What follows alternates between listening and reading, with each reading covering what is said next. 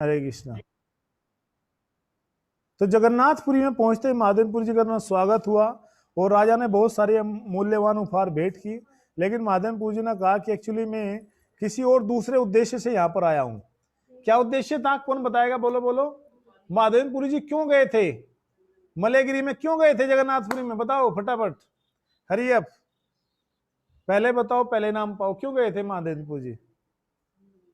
हाँ very good, ठीक है। अच्छा, वो ऑनलाइन वाले बता रहे हैं कि चंदन लेने, बिल्कुल सही बात है, चंदन लेने गए थे। भगवान किसके लिए गए थे? ओ सॉरी, मैंने पहले ही उत्तर दे दिया। क्यों गए थे? क्यों, भगवान को क्या जरूरत थी?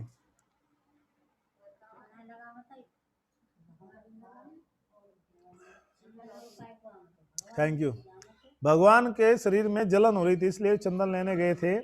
और ये सब भाव देख करके जो है महादेवपुरी जी जो है का सब लोग जो है क्या हो गए थे, बड़े प्रसन्नचित थे। और वहां के राजा ने उनको जो है समथिंग 30 या 35 किलो चंदन का पूरा गट्ठर दिया था, जितना वे ले चल सकते थे। कपूर भी था उसमें, कॉटन भी था, रुई भी थी है। गोपी चंदन जो होता है, एक्चुअली किसी ने ऑफलाइन में भक्त ने पूछा है, हमारी समीक्षा माता जी ने। आप क्यों सुन रहे मोबाइल का? अच्छा अच्छा। गोपी चंदन जो होता है वो दूसरा होता है, वो द्वारिका में मिलता है। द्वारिका में जब आप जाएंगे कभी, तो वहां पर गोपियों का तालाब है, बताते हैं वहां पर गोपियों के आंसू गिरे थे इस तरह से। एक उसकी कथा अलग है, हम पूरा वो बताएंगे आपको, वर्णन कभी बताएंगे गोपी। वो वहां पर एक बड़ा तालाब है, हम भी गए हैं वहां पर। द्वारिका से थोड़ा बाहर गए, गोपी तालाब बोलते हैं। और वहां पर वो चंदन निकलता है निकाल करके उसको, बल्कि वहां दुकान बनी है। हाँ गोपी कुंड है, सॉरी, थैंक यू माता जी। गोपी कुंड है, मैं गोपी तालाब कह रहा, कुंड और तालाब एक ही बात है, वो शब्दों का अंतर है केवल। तो वहां से वो जो है आज भी निकलता है चंदन है। और उसको जो है यहाँ पर फिर वृंदावन में ला करके उसको जो अच्छी तरह से पैक करके फिर हमें हम तक पहुंचता है वो गोपी चंदन है। लेकिन ये ओरिजिनल चंदन है, वो जो है मिट्टी वाला चंदन है। और ये लकड़ी वाला है, लकड़ी को घिस करके आजकल चल रही है ना चंदन यात्रा, उसमें घिसा जाता है, वृंदावन में देख सकते हो आप घिसते हुए भक्तों को। तो जब वे लेकर के वापसी, फिर कहाँ पहुंचे महादेवपुरी जी? उस चंदन को, कपूर को लेकर के फिर वापसी में कहां पर आए? कौन बताएगा कहां पर आए? कौन से मंदिर में आए वापसी? वापसी फिर वे उसी मंदिर में आए जहां पर उनके लिए खीर मिली थी। हाँ रेमुना में, अर्थात खीर चोरा गोपीनाथ के में ही आए। फिर वहां पर रात्रि में उन्होंने विश्राम किया। जैसी रात्रि में उन्होंने विश्राम किया, उनके सपने में फिर से कौन आए? बोलो बोलो, उनके सपने में कौन आए? हाँ गोपीनाथ जी आए, गोपाल जी नहीं, गोपीनाथ जी आए। गोपाल जी वृंदावन में है अभी, गोपीनाथ जी आए जिन्होंने खीर चुराई थी, जो उनके लिए बदनाम हो गए हैं। कन्हैया तेरे प्यार में लुट गए हैं, हो गए बदनाम। जा जा हम पता नहीं, हम जाने क्या क्या बने हैं। कन्हैया तुमको खबर कब होगी? भगवान को सब खबर होती है। संसार में लोग कहते हैं कन्हैया तुम्हारे प्यार में लुट गए हम, जाने तुम्हें खबर कब होगी। संसार के लोगों को खबर नहीं होती, भगवान को सब खबर होती है, भगवान को सब पता होता है। तो भगवान फिर आए महादेवपुर जी के सामने, कहते हैं कि मोरे में और गोपाल में कोई अंतर नहीं है, अर्थात ये चंदन मुझे लेप कर सकते हो आप। तो उस पूरे चंदन को रगड़ा गया है, लेप किया गया, और वो 21 दिन तक लेप हुआ। जब तक वो खत्म नहीं हुआ, तब महादेवपुरी तब तक जो सेवा करते रहे। तो तभी से ही एक महान उत्सव प्रतिवर्ष हम 21 दिन के लिए मनाते हैं। उस उत्सव का नाम क्या है?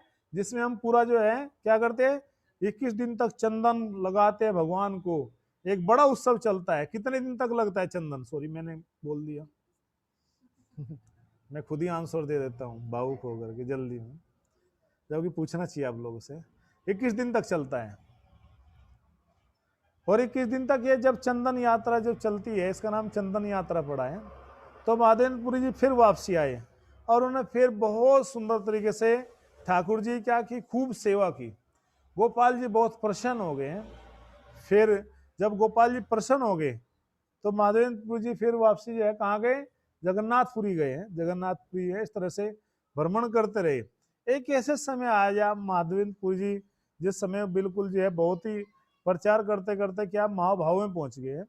महाभाव होता है कि जब जिस तरह से सन्यासी की अवस्था होती है, सबसे पहले जो सन्यासी की अवस्था होती है कुटी चक्र, ऐसे ऐसे काउंट कर सकते हैं।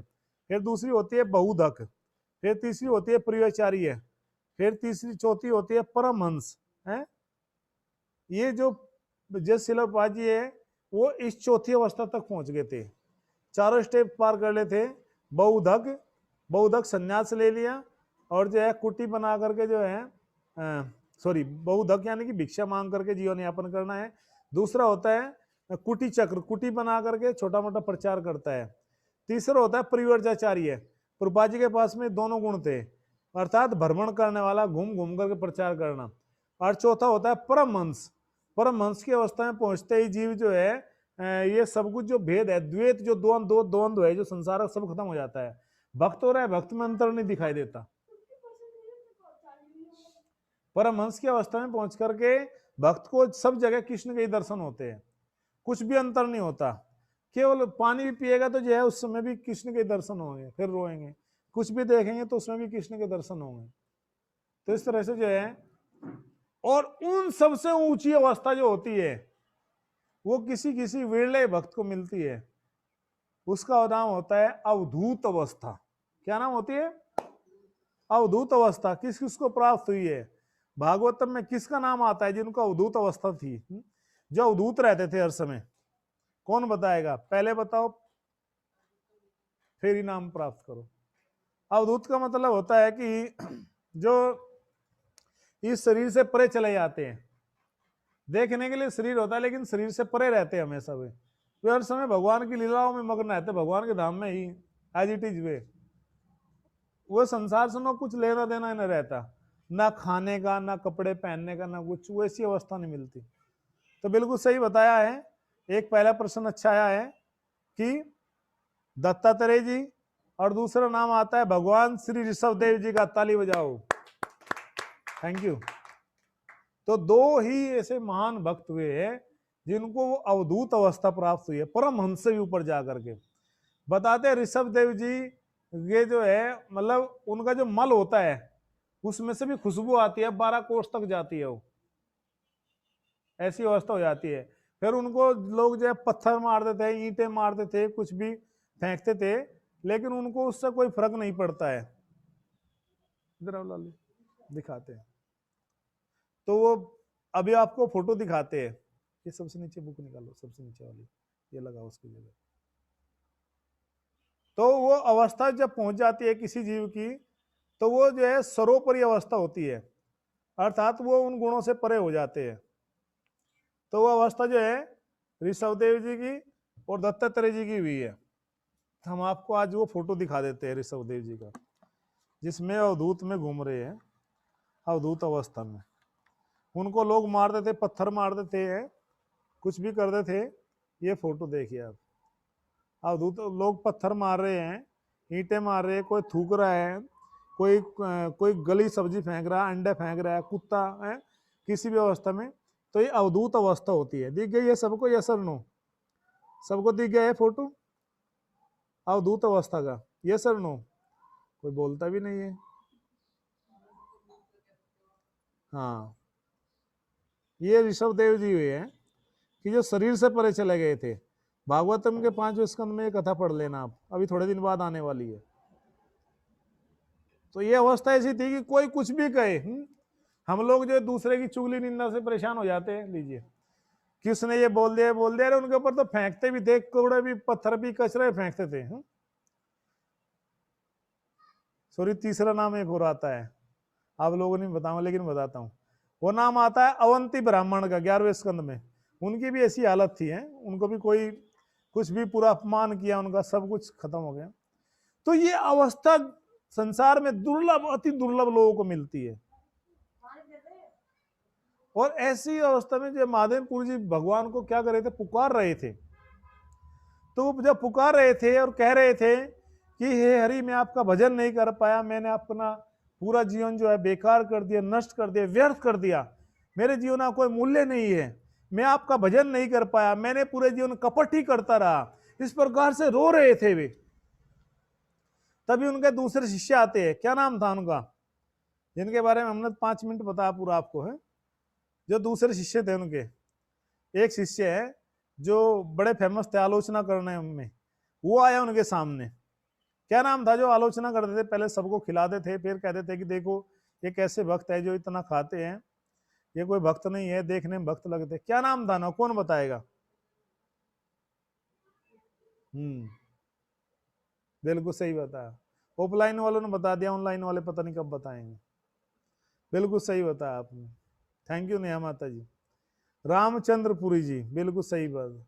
तो रामचंद्रपुरी आगे कहते हैं अपने गुरु को, बाधनपुरी को, अरे गुरु जी आपको ये जो है कृष्ण भक्ति और ये महामंत्र वगैरह सब छोड़ करके आपको जो है ना क्या करना चाहिए, आपको निराकार ब्रह्म का ध्यान करना चाहिए, आपको ये बात मेरे से जाननी चाहिए। बताइए कितने दुष्ट प्रवृत्ति है कि अपने गुरु को ही समझा रहे हैं, इतने महान वैष्णव आचार्य को एक जो मूर्ख शिष्य है वो समझा रहा है। तो कभी कभी ऐसे मूर्ख शिष्यों के बीच में रहना चाहिए, ऐसे मूर्ख लोगों के बीच में रहना चाहिए जो लोग उल्टा हमें ज्ञान देंगे, आपको पथ से खराब कर देंगे, आपकी बात को काटने लगे, ऐसे लोगों के बीच में नहीं रहना चाहिए। चाणक्य पंडित ने बोला ना 5 लोगों का नाम बताए हैं, जो ऐसी माता जिसका चरित्र अच्छा ना हो, दुष्चरित्र माता, अति सुंदर पत्नी, और घर में जो है उल्टा जवाब देने वाला नौकर, और पागल पुत्र, और सांप। ये 5 लोग नहीं अपने घर में रखने चाहिए, क्योंकि कभी भी खतरा हो सकता है, कभी भी कुछ भी हो सकता है। मैं नहीं कह रहा हूं, चाणक्य पंडित जी कह रहे हैं, चाणक्य नीति है, पढ़ लेना आप, मेरे पास नहीं है। चाणक्य पंडित जी जिनको प्रभुपाद जी ने कोट करके बताया, एक साधु की संज्ञा दी है, उनकी बातें बिल्कुल सही है। तो कहते हैं कि जो मतलब इस तरह से पागल शिष्य भी नहीं रखना चाहिए, खतरा हो सकता है। तो ये सुनकर के महादेवपुरी जी रोने लगे और कहते इस दुष्ट को मेरी आंखों के सामने से ले जाओ दूर, नहीं तो मैं अपना शरीर भी नहीं त्याग पाऊंगा, ये शरीर भी मैं शरीर भी नहीं छोड़ूंगा। तो कभी कभी ऐसे शिष्य भी आकर गुरु को डिस्टर्ब करते हैं, संसार के जैसे पुत्र परिवार के लोग डिस्टर्ब करते हैं, कभी कभी शिष्य भी आकर के डिस्टर्ब करते हैं गुरु को। क्योंकि 3 तरह के शिष्य होते हैं। कितने तरह के शिष्य होते हैं, आज क्लियर कर देते हैं इस विषय को। 3 तरह के शिष्यों में सबसे पहला जो शिष्य आता है वो आता है गुरु सेवी। क्या होता है? गुरु सेवी, जो गुरु की सेवा करना चाहता है, गुरु की सेवा करता है, गुरु के आश्रम में रहता है, गुरु के आदेश का पालन करता है। गुरु मुख पद्मा वाक्य चित्ते करिया एक क्या आर ना करिए मने आशा, ये प्रसादे पूरे सर्व आशा। अर्थात जो अपने गुरु की बातों को, गुरु के वचनों को अपने जीवन में उतार लेता है, ऐसा शिष्य जो है वो क्या होता है, वो सर्वोपरि होता है। ऐसा शिष्य उसको प्रथम क्वालिटी का होता है, फर्स्ट क्वालिटी का वो है, सबसे अच्छा वो है। एक होता है मतलब शिष्य वही है सबसे अच्छा, क्या बस वही शिष्य मान लीजिए। अर्थात तो एक मानक है कि स्टैंडर्ड है कि शिष्य को गुरु का सेवा में होना चाहिए। दूसरा शिष्य होता है जो गुरु भोगी होता है, गुरु के दिए गए आश्रम को खूब मजे से रहता है, बढ़िया तरह से मटर पनीर दबा करके खाता है, खूब अच्छी गाड़ी में घूमता है, और गुरु जी से कहता है गुरु जी आश्रम के लिए पैसे भिजवा दो प्रचार करके फटाफट। और गुरुजी आश्रम की गाड़ियों का मिसयूज करता है, सब पावर का मिसयूज करता है, कहता है कि मैं यहाँ का अथॉरिटी हूँ, मैं प्रेसिडेंट हूँ, मैं अथॉरिटी में मैं टेम्पल कमांडर हूँ, ये बहुत सारा देखने को मिलता है। तो उसको गुरु भोगी कहा, जो गुरु के दी गई सेवाओं का, गुरु के दिए गया जो ऐश्वर्य है उसका भोग करता है। तीसरा होता है गुरु द्रोही। क्या होता है तीसरा? जो गुरु जी कहते हैं कुछ है वो कुछ और कहता है, गुरु जी कुछ बोलेंगे वो गुरु के खिलाफ ही वो अपना मूवमेंट शुरू कर देगा। तो 3 तरह के शिष्य है। कितने शिष्य है कौन बताएगा? पहले नंबर का शिष्य कौन हुआ? सीरीज में लिख के बताओ, 1 2 3, पहला ये, दूसरा ये, तीसरा ये, कौन बताएगा?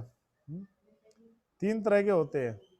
पहले नंबर पर गुरु सेवी, दूसरे नंबर पर ये बहुत जरूरी है जानना गुरु भोगी, और तीसरे नंबर पर होता है गुरु द्रोही, जो गुरु के साथ में द्रोह कर देता है, गुरु के खिलाफ ही आंदोलन शुरू कर देता है। एक बार शिला प्रभुपाद जी के एक शिष्य ने, एक मंदिर था वो अपने नाम करवा लिया किसी ने डोनेशन दिया, प्रभुपाद जी नहीं पहुंच पाए, पूरे कागज नहीं हो पाए, उसने सामने वाली पार्टी को बोला कि मेरा नाम कर दो, मैं इस्कॉनी हूं। उसने अपना नाम इस्कॉन रख लिया। बिल्कुल। तो बाद में उसने उस मंदिर को अपना नाम कर लिया। जी बहुत सारे होते हैं, अभी कुछ समय पहले की बात है कि कुछ भक्त थे, उन्होंने प्लान करके मंदिर इस्कॉन को मिलने वाला था, अपने नाम करा लिया और अपने नाम से अलग से रजिस्टर करा लिया। ये आजकल चल रहा है कलयुग में। तो ऐसे लोगों की कमी नहीं है, ये गुरुद्रोही है जो गुरु के खिलाफ ही मोर्चा खोल देते हैं, गुरु की बात को नहीं मानते, कहते हैं अरे भैया और गुरु मना लेंगे हम, गुरु की कमी है क्या आजकल है। कलो नाम गुरुआ वैवा संति हैं, कलयुग में तो गुरुओं की बाढ़ आ चुकी है। कौन बोलते हैं?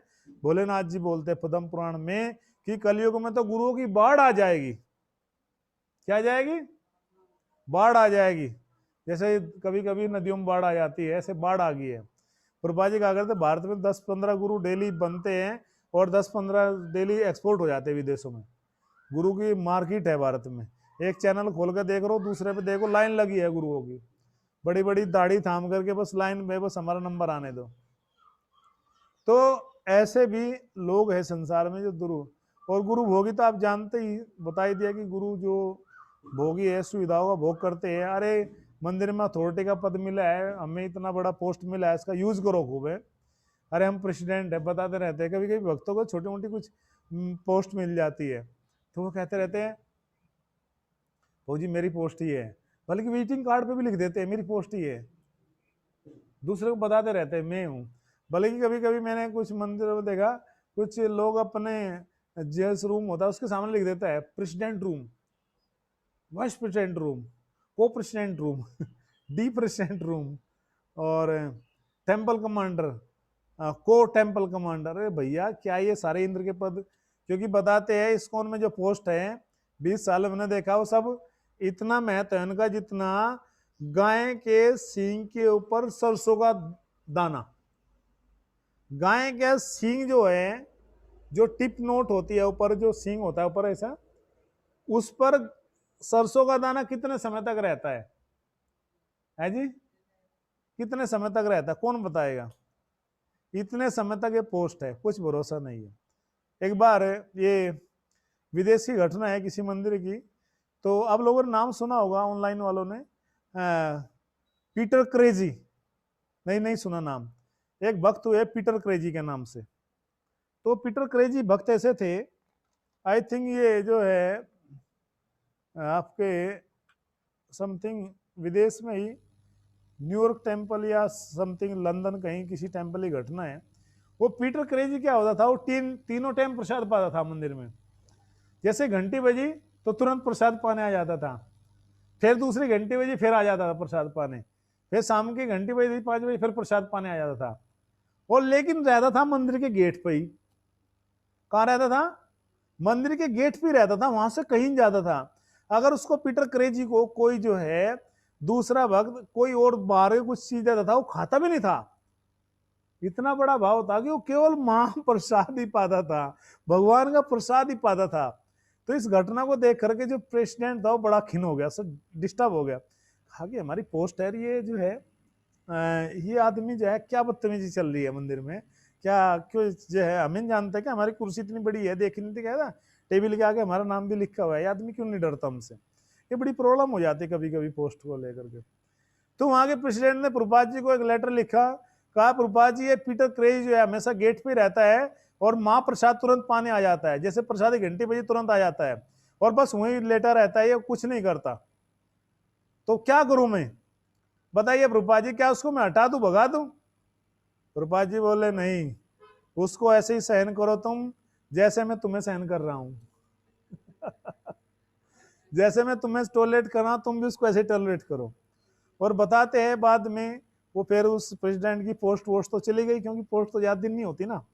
इस्कॉन में अगर कोई कुछ लोग जो है इस्कॉन इसलिए भी छोड़ते हैं कि पोस्ट चली जाती है उनसे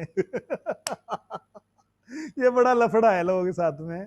कुछ लोग जो है घर छोड़ देते हैं, परिवार छोड़ देते हैं, शादी नहीं कराते, माता पिता सब छोड़ दे, लेकिन पोस्ट से बन गए कुछ भक्तों को वृंदावन मंदिर से जो है शिफ्ट किया जा रहा था ब्रह्मचारी आश्रम से, कहा कि भाई आप यहाँ छोड़ करके गौशाला में चल जाओ, क्योंकि वहां थोड़ी कमी थी पहले।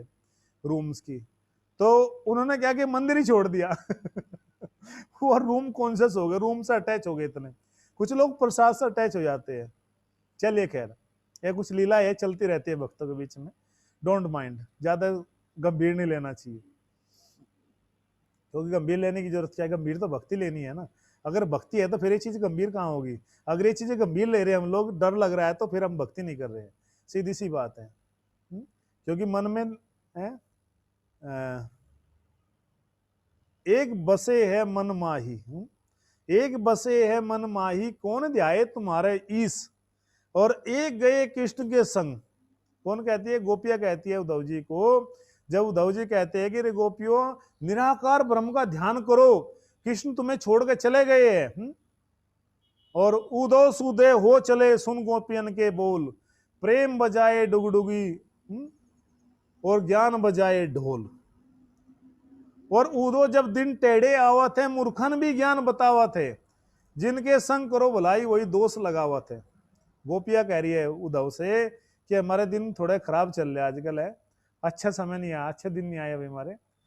तो इस प्रकार से जो है उद्धव जी भी यहाँ पर सीधे हो गए गोपिया की बात सुन करके। कहने का अभिप्राय है, गोपिया कहती है कि हमारे मन में तो कृष्ण बसे है, दूसरा नहीं आ सकता।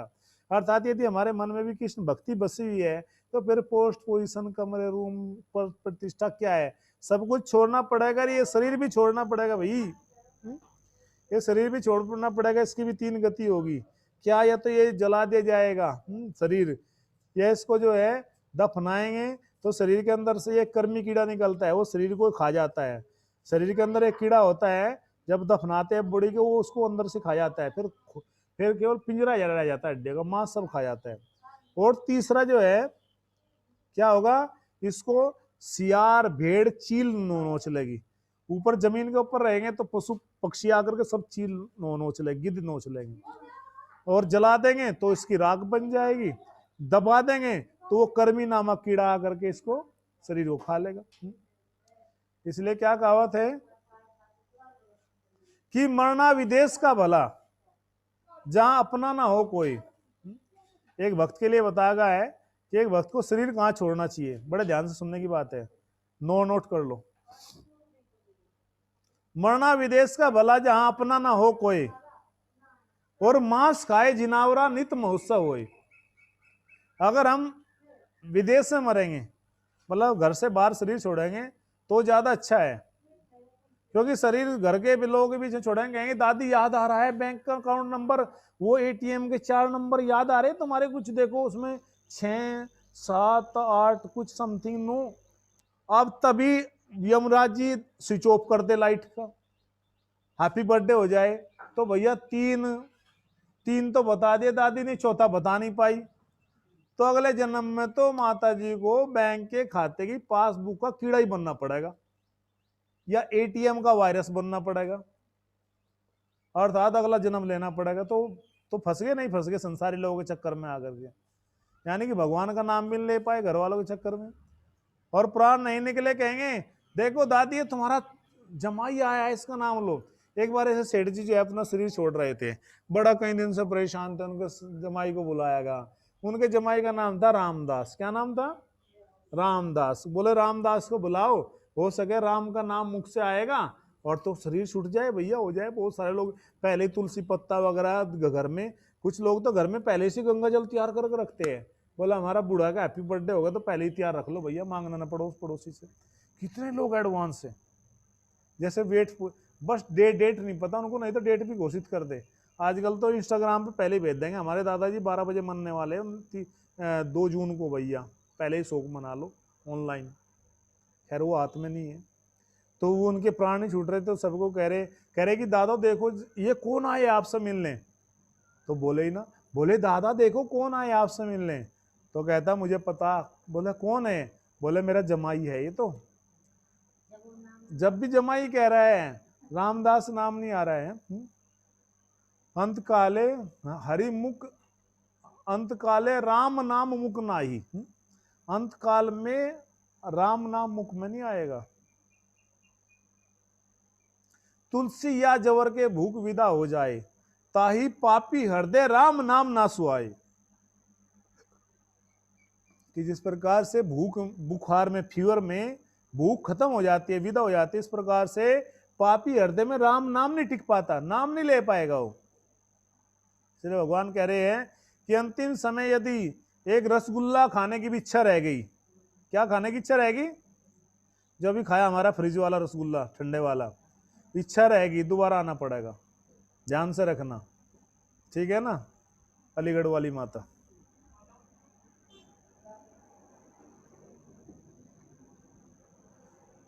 तो इसलिए अंतिम समय में कृष्ण का नाम याद आना चाहिए। तो कहा कि मैं इस दुष्ट का चेहरा भी नहीं देखना चाहता, तो इसलिए मरते समय घर वाले से दूर रहना चाहिए।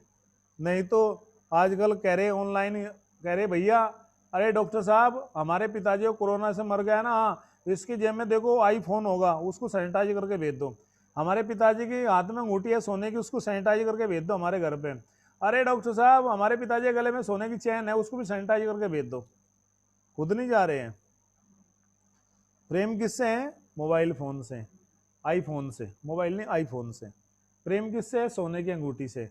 प्रेम किससे है? सोने की चैन से। प्रेम किससे है? पिताजी की प्रॉपर्टी से है, सबसे इससे प्रेम है, आदमी से प्रेम नहीं है। तो ऐसे लोगों के बीच में रहना चाहिए। बल्कि प्रहलाद महाराज तो कहते हैं वनोगतुआ, 50 साल होते ही छोड़ो घर बार, चलो हरिद्वार, जंगल में चला जाना चाहिए। जंगल में जाओगे तो गड़बड़ हो जाएगा, आजकल जंगल भी नहीं है, जंगल में जाओगे मंगल नहीं होगा, वहां वीरप्पन मिलेगा आपको, डाकू मिल जाएंगे, बंदूक वाले डाकू। हालांकि कुछ सही बात भविष्यवाणी है भागवतम के 12वें स्कंद में कि कलयुग में जो राजा होंगे चोर हो जाएंगे, दस्यु, दस्यु बोलते चोर को, दस्यु जो कुख्यात डाकू होते हैं वही राजा बनेंगे आने से। अभी तो बन रहे हैं, अभी भी वही बन रहे हैं, सब वही काम करते हैं, लेकिन फिर चोर ही बनेंगे। और लोग इतने दुखी हो जाएंगे, इतने दुखी हो जाएंगे कि वो घर बार छोड़ करके, नगर शहर छोड़ करके, गांव छोड़ करके जंगलों में चले जाएंगे, इतना टैक्स लगाएंगे, इतना खून चूसेंगे व्यक्ति का। हालात तो अभी भी खराब हो चुकी है मिडिल क्लास वालों की। तो सब कलयुग के लक्षण आगे आएंगे। तो इस प्रकार से ऐसे लोगों से हमेशा बचना चाहिए और भगवत भक्तों के बीच में रह करके हमें अपने जीवन की यात्रा को पूरा करना चाहिए। इस प्रकार से वो महान वैष्णव है, इस धरा से है, इस जो है पुण्य भूमि से वे कहाँ चले गए? भगवत धाम में प्रवेश कर गए। ऐसे महान आचार्य शिला माधवेंद्रपुरी जी। और उन्हीं के दूसरे शिष्य, उनके दूसरे शिष्य कौन थे? अभी तो बताया था। उनके दूसरे शिष्य थे शिला ईश्वरपुरी जी। क्या नाम था? ईश्वरपुरी जी। और उनके शिष्य कौन बने? ईश्वरपुरी के शिष्य कौन बने बताइए? ईश्वरपुरी के शिष्य कौन बने? जो अपने गुरु के सेवक थे। ईश्वरपुरी क्या थे? अपने गुरु सेवी थे, दोनों उदाहरण मिलते हैं। और रामचंद्रपुरी क्या थे? गुरु रामचंद्रपुरी क्या थे? गुरु सेवी थे या क्या थे? हाँ, वो भोगी और द्रोही दोनों ही भाग ले रहे थे, खूब आश्रम में रहते थे और खूब ज्यादा द्रोह भी करते थे। तो उनके शिष्य बने श्रीमन चैतन्य महाप्रभु। हरे कृष्णा कृष्णा कृष्णा हरे हरे राम राम राम हरे। थैंक यू, बहुत बहुत धन्यवाद आप सबके लिए। जय श्री प्रभुपाद। कल फिर हम सही 4 बजे एक नए विषय के साथ आपके बीच में उपस्थित होंगे। तो हमारे जो चैनल है ये आपका इस्कॉन साक्षी पुरुष के नाम से जो ये आप वीडियो देखते हो, तो उसको सब्सक्राइब कर सकते हो, शेयर कर सकते हो, ताकि ये हमारा जो प्रयास है वो ज़्यादा लोगों तक पहुँचे। हरे कृष्णा, जय श्री